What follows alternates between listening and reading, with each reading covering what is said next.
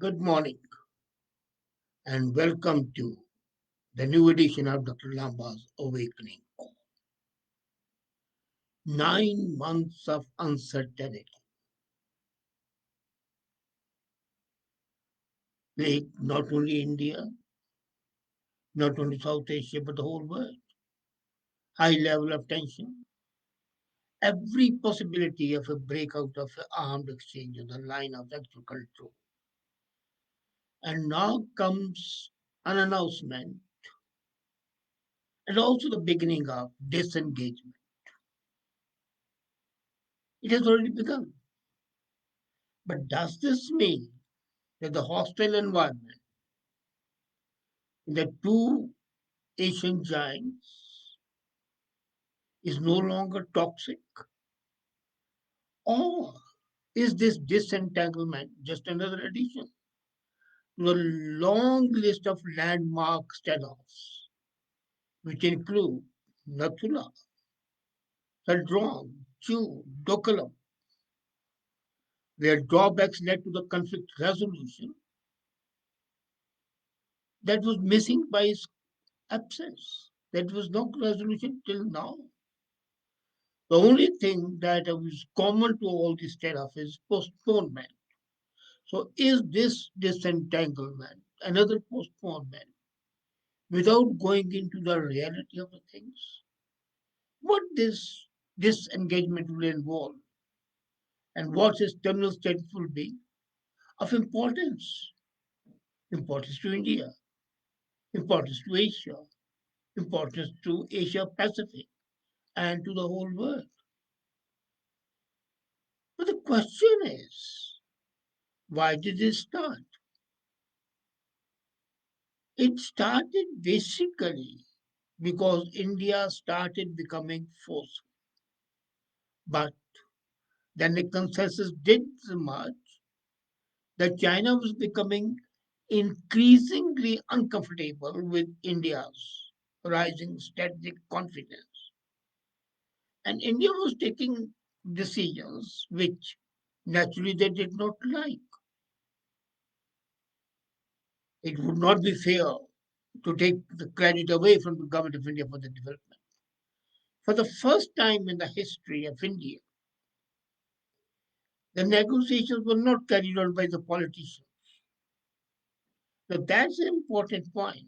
Earlier, all resolutions for the standoffs were negotiated by the politicians, or at the most, politicians and by the bureaucrats. But the decision to disengage in the 9 round talks of the military, of course, bolstered by the presence of diplomats, was an excellent decision of the government of India, in which the government placed trust in the ability of the senior Indian military command to bring the right level of communication and seriousness. And as a matter of fact, it's known that army was asked to have a quid pro quo balance in the existing disengagement. So the disadvantages India had could be counterbalanced. And the translation of that intent of the government was masterfully done through the actions on the night of, if you remember, August 29, 30 at Kalash Heights. Without stepping across line of actual control, the Indian Army achieved domination over Moldo garrison and Spangpur Lake complex. And that was the turning point that made PLA officials sit and take note. And as per the communications received through the intelligence agencies, for some time they were nonplussed what's happening. So there is, of course, a carping criticism by the politicians, but I will not go into that. Today, I'm going to talk about the reality. One thing is there that the Chinese had always laid a trap of fate accomplished. They occupied well, possession is 9/10 of law. This time they occupied, and that faith accompli was not accepted, and they had to vacate. The proof of the worth of the current decision cannot be said just now. It will be felt when the process gets underway in earnest. It needs to be remembered, don't forget it, that the Galwan accident happened within 10 days of the last such disengagement, just 10 days. And again, the Galwan incident took place. So the move back of the armed and the infantry combat vehicles is very easy.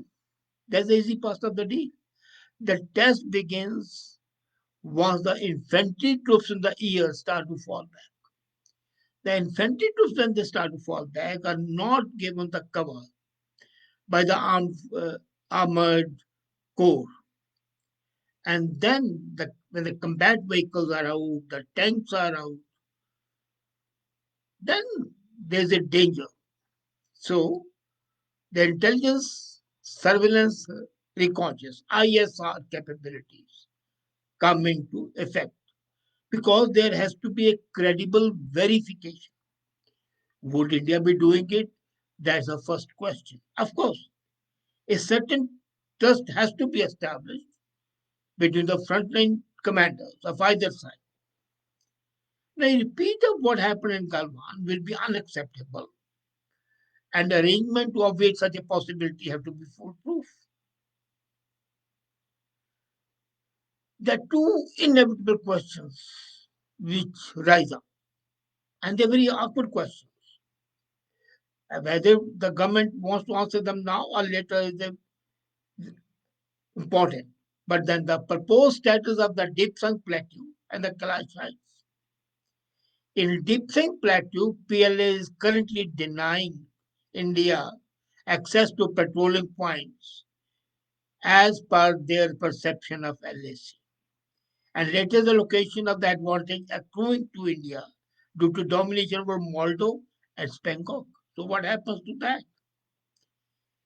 India's occupation of Kailash Heights remains within our perception of LAC.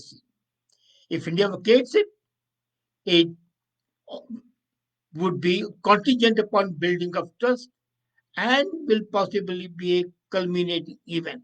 Until that takes place, this disengagement is partial, is a cover for the start of the new hostilities. Let's be very clear. Chinese occupied Depsang in 2013. Until then, they have been occupying it. So it needs to be linked to anything that finally transpires in Tengkok So area. By no yardstick can the present situation be turned conflict to resolution. Let's be clear about that. That said, it will be recalled that we have been here before and agreed disengagement process, which has just disrupted when we got 20 soldiers killed, cannot be together. So India has to be cautious. If the current amount of disengagement or friction goes up well, we don't know that Beijing will demobilize 50,000 troops it has deployed across the LAC. They're going back, okay. But 50,000 troops are there. Jets are there. Fighters are there. Drones are there. Tanks are there. What about them? They are going, the decision is to go back to the original position. That's finger A, 4, and finger 8. But what happens to the mass already assembled there? What happens to the huge armaments in Tibet overlooking India? Those questions have not been answered in this disengagement. Maybe it's too early. But being stared on by Delhi is unlikely to have gone well with Beijing. Let's be very clear. Beijing is the wounded tiger. And you know, when the tigers are wounded, they become man eaters. They might withdraw for some time, but they're very revengeful. China has lost face. And losing face is something President Xi may not like, whether it's human rights violation or bullying the neighbors, whether India or Vietnam, Philippines, South Sea, all over. So PLA units are strengthening their position with additional induction of troops. How does this coincide with the withdrawal of the Indian troops? First is the infantry is still not withdrawing. It will withdraw last of all. So it's being left. Are they the goats to be sacrificed? Secondly, why the disengagement did not compel demobilization, say within 50 kilometers from the LAC. We talked of reversal to the point before the escalation, original point, finger 4, finger 8. Why not say that the countries would have right to patrol up to LAC, but not mobilize forces there? So enhance deployment of PL in the three sectors of LAC, Western, Middle, and Eastern, is extremely important. And just 3 days back, there was a fresh induction of 35 vehicles and four 155 PLZ 83 self propelled howitzer insects in Chikwe PLA camp, just 82 kilometers away from LSU. How does this disentanglement or disengagement take that into picture? Earlier in eastern Ladakh, Chuma was targeted. It was targeted in 2012 as well. So, what does India do over there? PLA has strengthened its position in Sanghu and Moldova region. So, what's happening to there? All these are the gray sectors. And then PLA has moved surface to air missiles unit near PLA camp in Lhasa, 228 kilometers from Indian border. Yes, it's 228. But surface to air missiles being in Lhasa is a danger to the Indian Air Force and the flying things.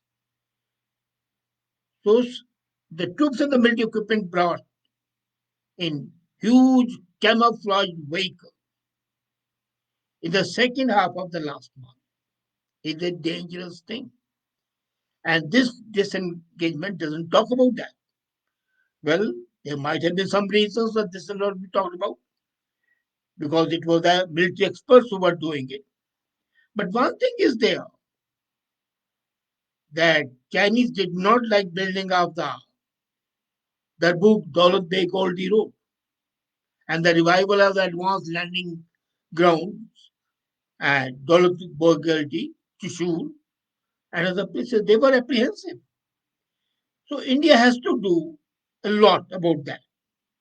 Now, coming to that, we have got to see that what is going to be the impact of the Chinese keeping the troops at finger 8 in the North Bank at Pangong Lake.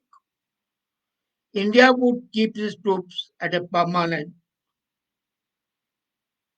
place, that is, at finger 3. But what happens to Pangong Lake? And the disengagement of all the friction points will happen.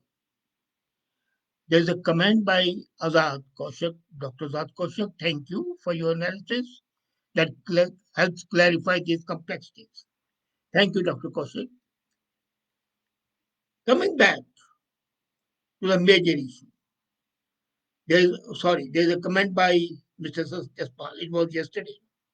Should CARP 14 have the full component of the three divisions? I should not operate with two. And as I replied yesterday, it should have either four, not even three, or there should be a creation of another corps with two divisions. So Corps 14 with two divisions and another corps with two divisions. And as a matter of fact, addition of the air command. And that is what CDS creation needs.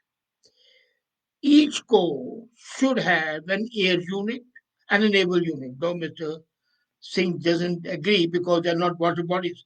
But let's not forget that we plan our arrangement not with what's happening today. Who knows, we might have to go further across the Mansarovar.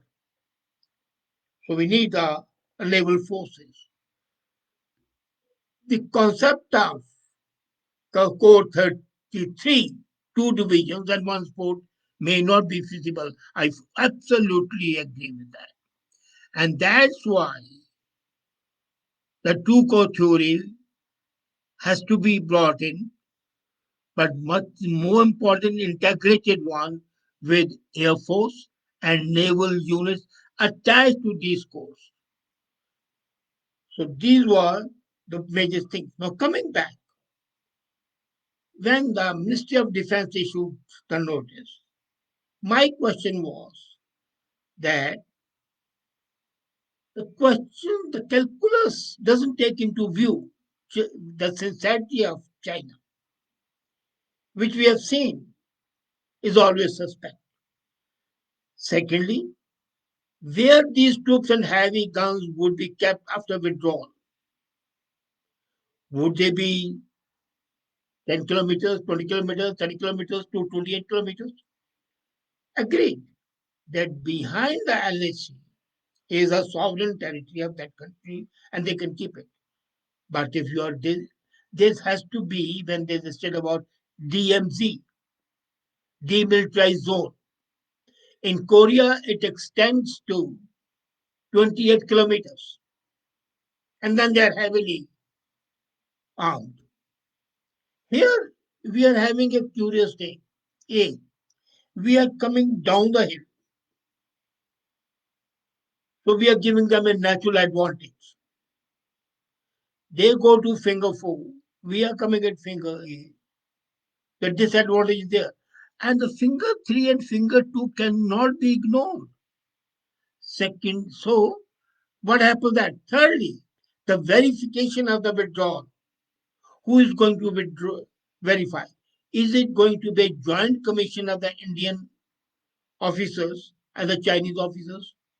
Because until and unless verification is there, you just go behind a knoll in the mountain and you say you have withdrawn, but you have not actually withdrawn.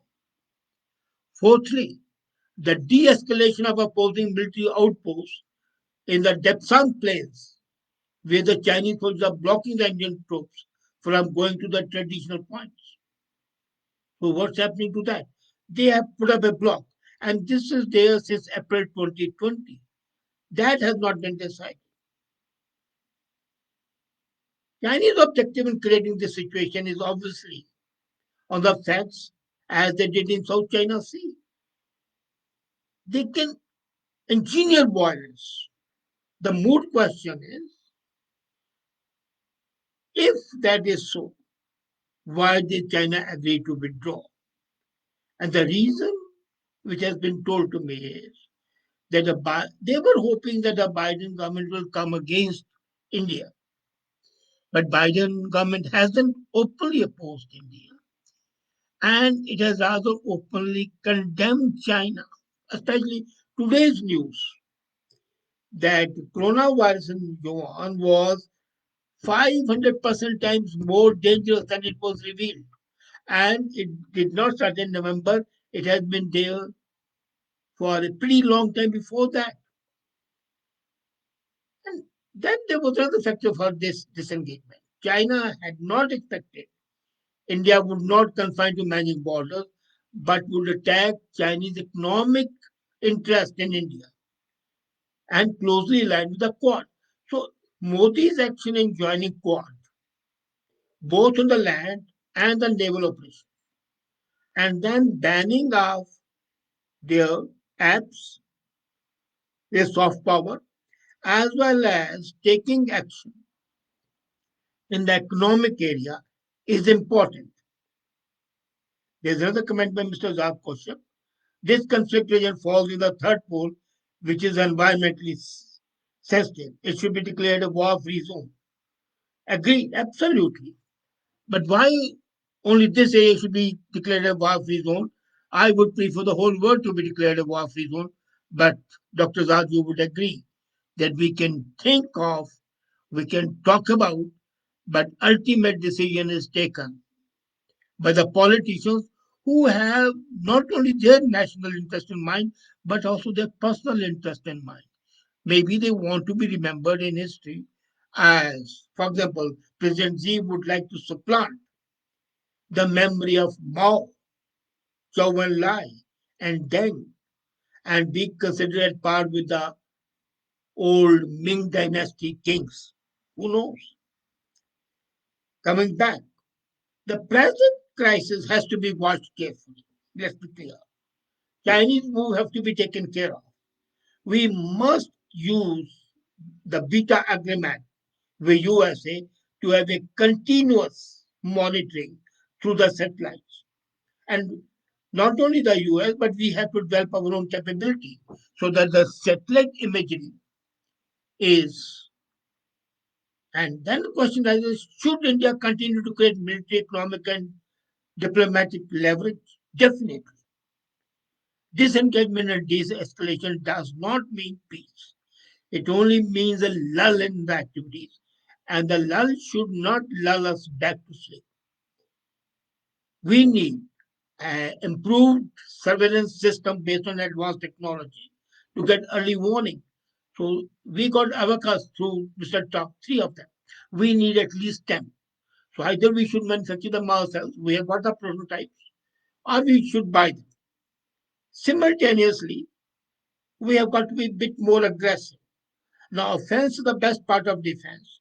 And India has to take up effectively the issues of a Tibet. And lead in this has already been given by USA, Hong Kong, and Uyghur Muslims. And we can raise those issues. If China and Pakistan can raise the issue of farmers, why can't we raise the issue of Uyghur Muslims in United Nations? And now we are member of the Security Council. Let's keep the fire burning. Let's ensure that the situation shall not be comfortable for them till they come to their senses. And this disengagement becomes, in fact, a peace agreement, a no war agreement. That should be the aim. But then let's keep our powder dry. Let's not lose our cool. This disengagement can at most be taken as the start of the things, but start with a very wily, cunning opponent. So we have to keep our options open, keep our ears and eyes open, and take necessary action. I'm sure with the CDS coming in, Chief of the Defense Officers, and the way the government of India this time did not interfere in the negotiations when which the army experts were conducting with the Chinese, and the politicians took a back seat. That shows the respect for experience, capability, and strategic thinking, and that would help India a long way. Thank you.